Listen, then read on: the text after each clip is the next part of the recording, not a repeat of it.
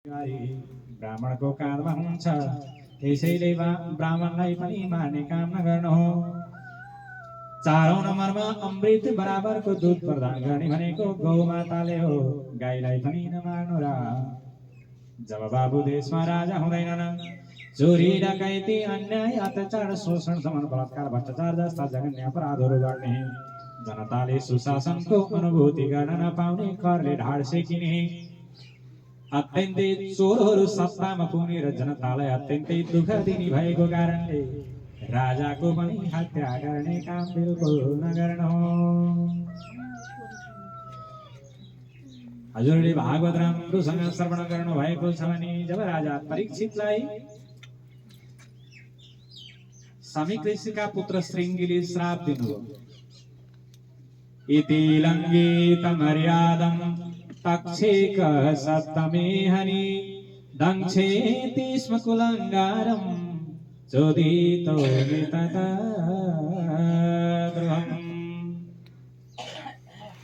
चक्रवर्ती सार्वभौम सम्राट राजा भएर आफ्नो मर्यादाको ख्याल कति पनि गर्न सकिन छैन तैले। दंक्षेति स्म कुलंगारं, हे कुलंगार, दंक्षेति स्म कुलंगारम, हे कुलंगार तलाई दंक्षेतिस्म भनेको सर्पले डसेर आजको 7औं दिनमा सप्तमी हानि भनेको 7औं दिनमा तेरो मृत्यु होस्। रुन लाग्यो वो समीक ऋषिका पुत्र पिताजीको यो अपमान र अनादर देखेर एकछिनपछि समाधिबाट बिउजिनु भयो समीक ऋषि। छोरालाई बडो प्रेम भावले सम्झाउँदै भन्न लाग्नुभयो, छोरा डर त जिउँदो सर्प देखि हुन्थ्यो बाबु, मरेको सर्पसँग किन फुडाराउनु पर्छ र, मरेको सर्पले के नै गर्थ्यो र मलाई। राजाको यति सानो गल्तीमा पनि तिमीले आज भयंकर ठुलो श्राप देऊ बाबु छोरा।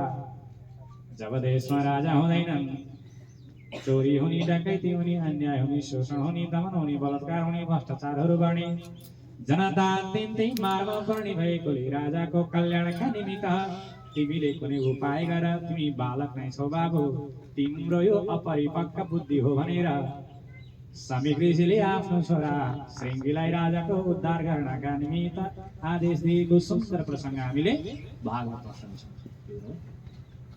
त्यसैले यो 5 जनाको हत्या नगर्नु हो। भगवानले सम्झाउनु भयो, जसले बाबु स्त्रीको, बालकको, ब्राह्मणको, गाईको र राजाको हत्या गर्दछ भने यी सम्पूर्ण पापी जनहरू रगत र पिपले युक्त भएको बैतडी नाम गरेको नदीमा गएर पर्दछन्। कुनै पनि नारीलाई ललाई फकाई तिम्रो जीवनमा अत्यन्तै सुन्दर बनाइदिन्छु, सुख सायमा तिम्रो जीवन बित्छ। मसँग विवाह गर, अर्थात् तिमीसँग भए जति सम्पत्ति मलाई देऊ भनेर स्त्रीको सम्पत्ति जसले लुटेर खान्छ।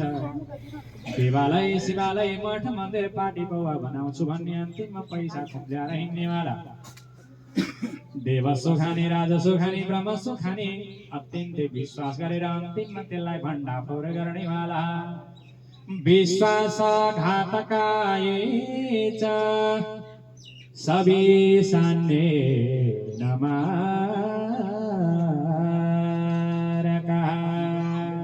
हेर्नुहोस्, विश्वास गर्दै नगर्नु, विश्वास गर्नका निमित्त बहुत योग्य पात्र रोज्नु र धेरैसँग विश्वास नै गर्नु।